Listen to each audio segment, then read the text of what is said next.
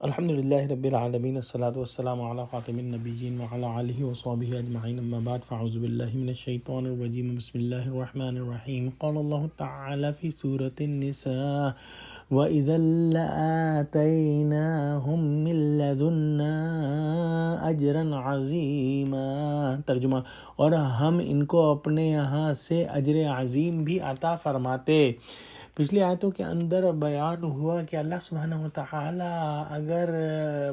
ان کو حکم دیتے کہ اپنے آپ کو قتل کر ڈالو یا اپنے گھر چھوڑ کر نکل جاؤ تو ان میں سے تھوڑے سے ہی ایسا کرتے، اور اگر یہ ایسی جو ہے بات کو مان لیتے جو ان کو کی جاتی ہے تو ان کے حق میں بہتر ہوتا اور وہ دین کے اندر زیادہ ثابت قدمی کا ثبوت دیتے۔ لیکن اللہ سبحانہ وتعالی نے ان کو اس طرح کے مشکل احکام نہیں دیے اور آسان احکام دیے ہیں۔ اس آیت کے اندر اللہ سبحانہ وتعالی فرماتے ہیں کہ جو اللہ سبحانہ وتعالی کے احکام کو مانے گا، اللہ سبحانہ وتعالی انہیں اپنے پاس سے بہت بڑا اجر دیں گے، اور اگر یہ لوگ اس پر عمل کرتے جو ان کو نصیحت کی جاتی ہے تو دنیا اور آخرت میں ان کے لیے بہتر تھا، ان کو سختی کے ساتھ حق پر جمانے کا ذریعہ ہوتا، اور جب یہ اس پر عمل کر لیتے جس کی ان کو نصیحت کی جاتی ہے تو ان کو پھر اجر عظیم عطا ہوتا۔ اگلی آیت میں فرمایا وَلَهَدَيْنَاهُمْ صِرَاطًا مُسْتَقِيمًا۔ ترجمہ، اور سیدھا رستہ بھی دکھاتے۔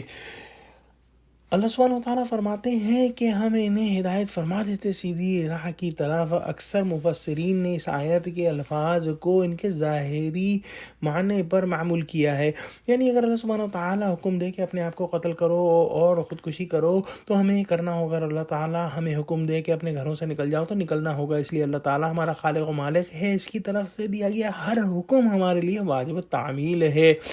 البتہ یہاں پر جو پچھلے آیت میں ہم نے پڑھا کہ ان اقتلوا انفسکم، یہ الفاظ میں ایک مزید اشارہ بھی معلوم ہوتا ہے۔ سورہ بقرہ کی آیت نمبر 54 کے اندر ہم نے تاریخ بنی اسرائیل کے حوالے سے پڑھ لیا کہ بنی اسرائیل میں سے جن لوگوں نے بچڑے کی پرستش کی تھی ان کو مرتد ہونے کی جو سزا دی گئی تھی، اس کے لیے یہی الفاظ آئے تھے فَاقْتُلُوا أَنفُسَكُمْ، پس قتل کرو اپنے آپ کو۔ اس سے مراد یہ تھی کہ تم اپنے اپنے قبیلے کے ان لوگوں کو قتل کرو جنہوں نے اس کفر و شرک کا ارتکاب کیا ہے۔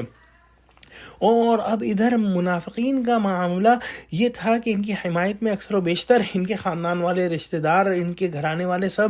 ان کے ساتھ شامل ہو جاتے تھے، تو یہاں شاید یہ بتایا جا رہا ہے کہ بجائے اس کے کہ تم ان کی حمایت کرو، تمہارا طرز عمل اس کے برعکس ہونا چاہیے کہ تم اپنے اندر خود سے دیکھو کہ کون منافق ہے اور جو اصل آستین کے سانپ ہیں۔ اگر اللہ تعالیٰ تمہیں یہ حکم نہیں دیا، مگر وہ یہ حکم دے بھی سکتا تھا کہ ہر گھرانے کہ لوگ اپنے یہاں کے منافقین کو خود قتل کریں، اور اگر ایسا ہوتا تو پھر ان میں سے بہت سے لوگ یہ بات نہ مان پاتے۔ یہ تو حضرت عمر رضی اللہ تعالیٰ عنہ نے اپنی غیرت ایمانی کی وجہ سے اس منافق کو قتل کیا، جبکہ اس کے منافق خاندان کے لوگ حضرت عمر پر قتل کا دعویٰ کر رہے تھے۔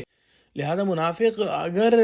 ایسا حکم پاتے اور اگر وہ اس حکم پر عمل کرتے کہ اپنے ہی لوگوں کو قتل کریں تو پھر ان کے حق میں زیادہ بہتر ہوتا اور ان کے ثبات قلبی اور ثبات ایمانی کا باعث ہوتا۔ اس صورت میں اللہ سبحانہ وتعالیٰ انہیں اپنے پاس سے اجر عظیم عطا فرماتا اور انہیں صراط مستقیم بھی عطا فرماتا۔ واللہ عالم۔ اللہ سبحانہ وتعالیٰ نے ہمیں ہمارے دین میں بہت آسانی عطا فرمائی ہیں، بس ہمیں یہی جد و جہد کرنی ہے، یہی کوشش کرنی ہے کہ جو بھی احکام اللہ سبحانہ وتعالیٰ نے ہم کو دیے ہیں ہم ان پر پوری کی پوری جانفشانی کے ساتھ اور اپنے 100% جو ہے وہ قوت کے ساتھ، طاقت کے ساتھ اور ایمان کے ساتھ اس پر عمل کریں۔ آمین۔ وآخر دعوانا الحمدللہ رب العالمین۔ السلام علیکم ورحمۃ اللہ وبرکاتہ۔